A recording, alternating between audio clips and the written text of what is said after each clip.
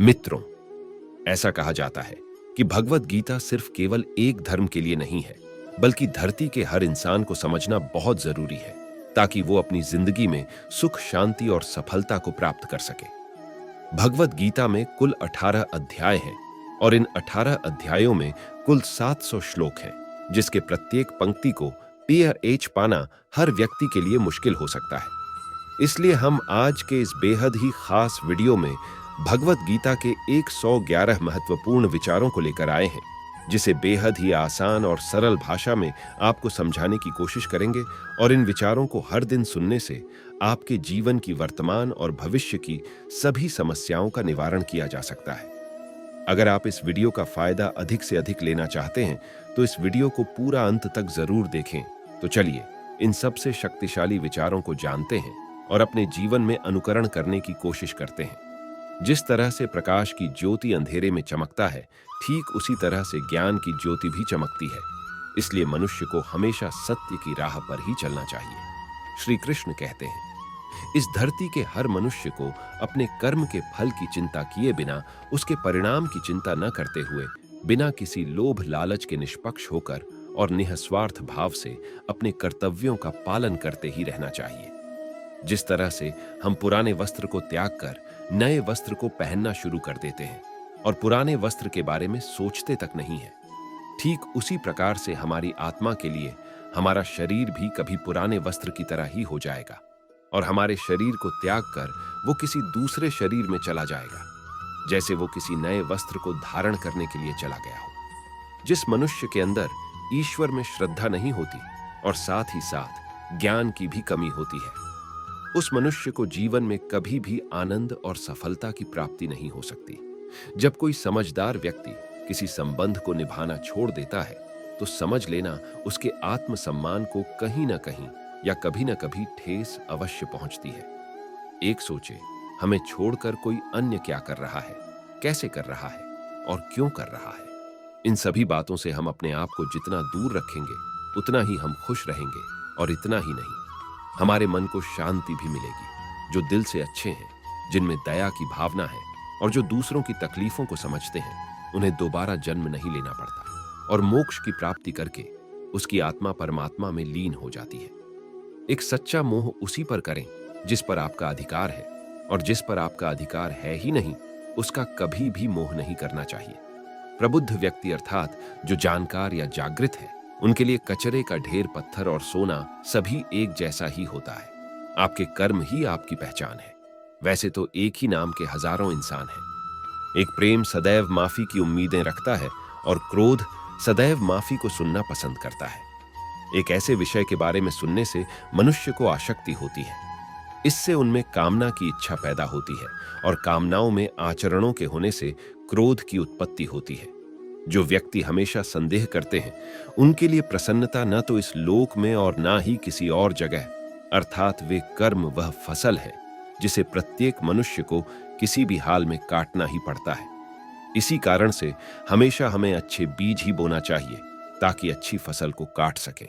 यानी कि अगर कर्म हमारा अच्छा होगा तभी तो उसके परिणाम भी अच्छे होंगे। जो भी होने वाला है वह हर हाल में होकर ही रहेगा, और जो नहीं होने वाला है वह कभी भी नहीं होगा। ऐसा ज्ञान जिनके बुद्धि में होता है वो कभी भी परेशान नहीं होते। अच्छे कर्म करने के बाद भी लोग आपकी बुराइयों को ही याद रखेंगे। इसीलिए समझदारी इसी में है कि लोग क्या कहते हैं, हमारे बारे में उस पर कभी भी ध्यान नहीं देना चाहिए और अपने कर्म को पूरा करना चाहिए। 95, जितना हो सके खामोश रहना ही बेहतर है, क्योंकि यह आपको तो जाना ही चाहिए कि आपकी जुबान ही आपसे सबसे ज्यादा गुनाह करवा दी। भगवत गीता ने श्री कृष्ण जी अर्जुन से कहते हैं कि हे अर्जुन, मेरा परम भक्त जो हमेशा मुझे याद करता है और एक चित्त मन से मेरी पूजन करते हैं, उन भक्तों के कल्याण के लिए जिम्मेदारी मेरी ही है।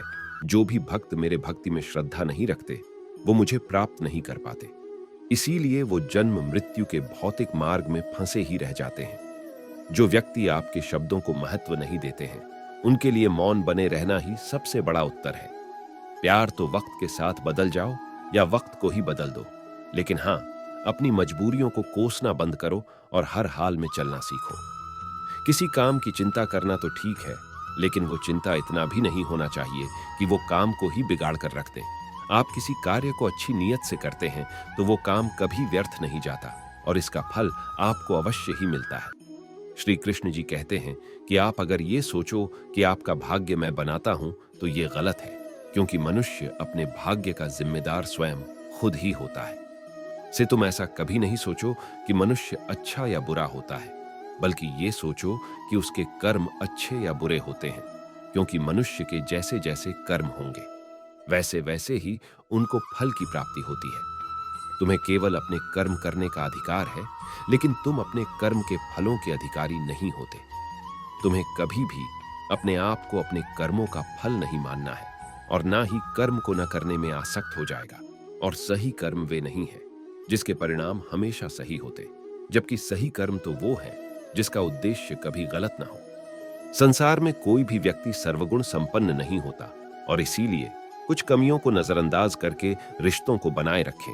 किसी व्यक्ति को पूर्ण समझ के उसकी जीवन शैली को नकल करके जीवन जीने से बेहतर है कि सबसे पहले तो अपने आप को पहचानें, भले ही आपको अपने पूर्ण रूप से जीना पड़े। जब आपको आपका भविष्य धुंधला सा लगता है, तब वर्तमान में अपने ध्यान को केंद्रित करना ज्यादा बेहतर होगा। कोशिश कर, हल निकलेगा। आज नहीं तो कल अवश्य निकलेगा। अर्जुन सा लक्ष्य निशाना लगा, फिर तो मर्मस्थल से भी जा निकलेगा। मनुष्य की सबसे बड़ी गलती वह होती है जिसे गलती से हम सीख नहीं पाते। जब हमारा मन कमजोर होता है तो हमारी परिस्थितियां हमारी समस्या बन जाती हैं, और जब हमारा मन स्थिर होता है तो वही परिस्थितियां हमारे लिए चुनौती बन जाती हैं। और वहीं अगर हमारा मन मजबूत होता है तो उस वक्त परिस्थितियां हमारे लिए अवसर बन जाते हैं। ऐसे मनुष्य अपनी मानवता को उसी समय खत्म कर देता है जब उसे दूसरों के दुखों पर हंसी आने लगती है। हे अर्जुन, शरीर में रहने वाले का वध कभी नहीं किया जा सकता, इसीलिए तुम्हें किसी भी जीव के लिए शोक करने की आवश्यकता नहीं है। समय यही सिखाता है कि जिंदगी कभी किसी का इंतजार नहीं करती और ना ही किसी के लिए रुक सकती है। इसीलिए समय उसी के साथ खेलते हैं जो खिलाड़ी बेहतरीन होता है।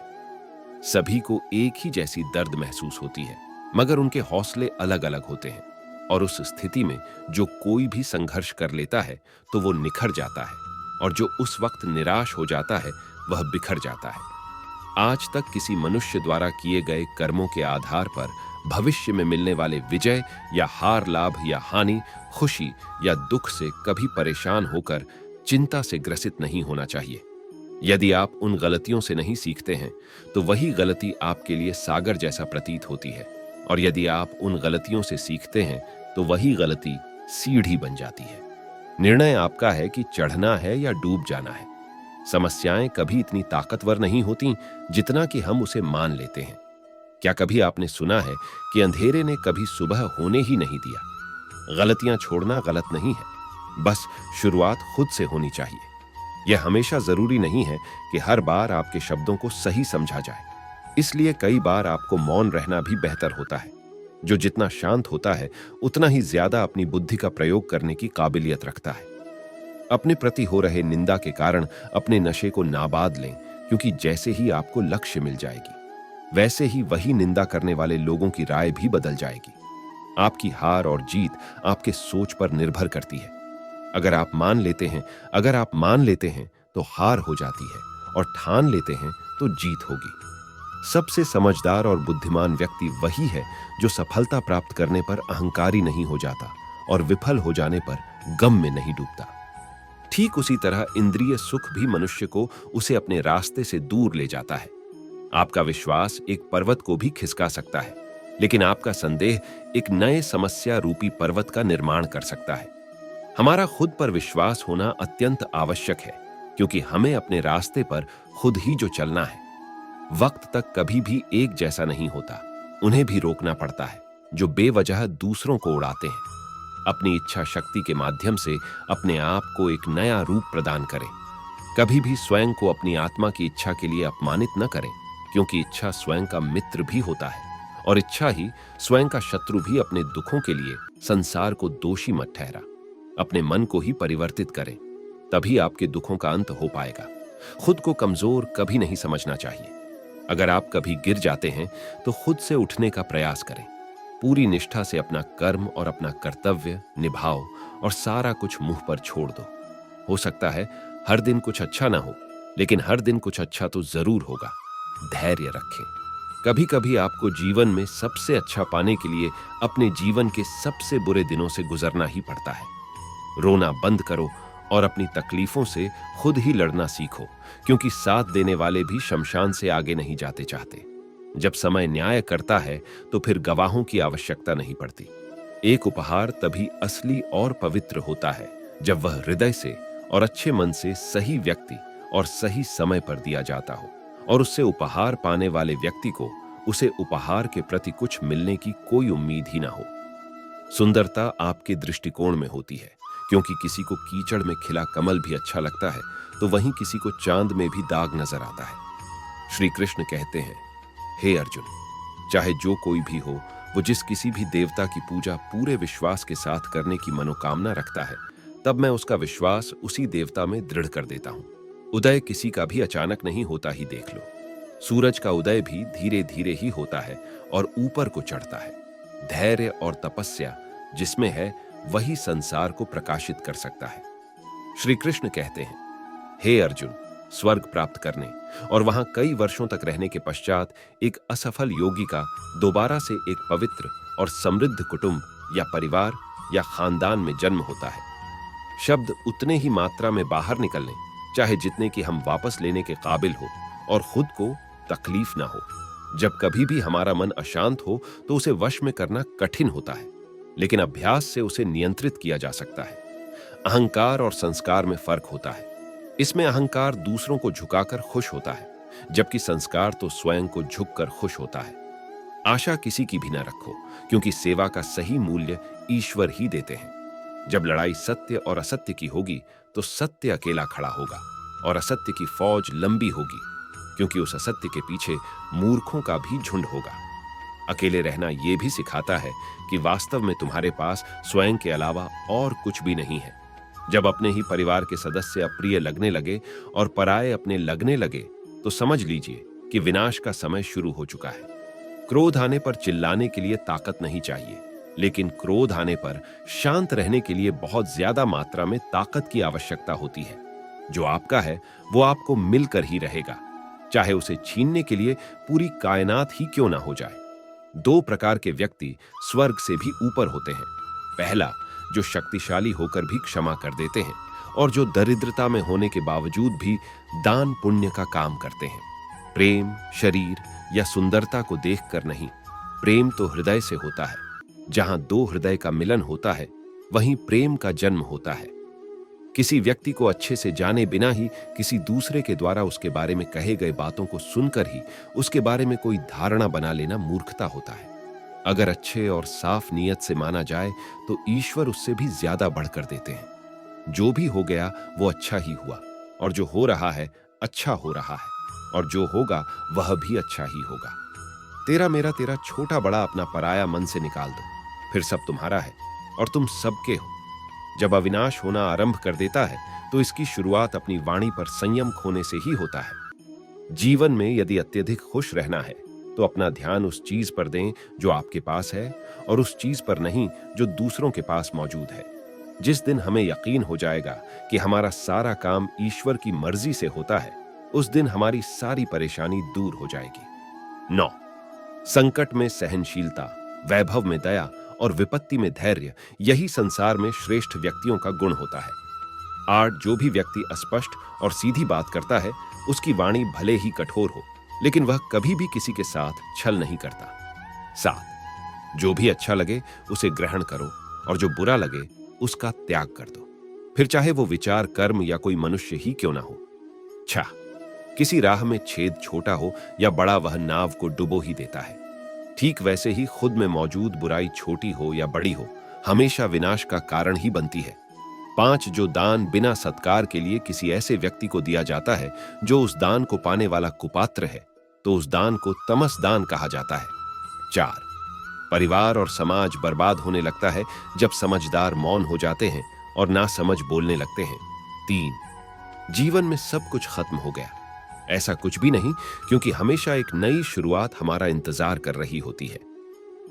आप वापस जाकर शुरुआत को नहीं बदल सकते, लेकिन आप जहां वर्तमान में हैं, वहीं से आप एक नया शुरुआत कर सकते हैं और अंत को निश्चय ही बदल सकते हैं।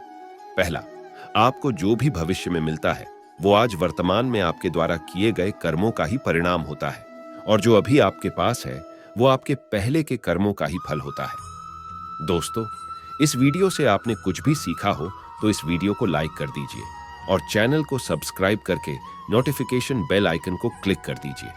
सारी वीडियो को शेयर कीजिए ताकि औरों को भी ये अमूल्य ज्ञान मिल सके। धन्यवाद।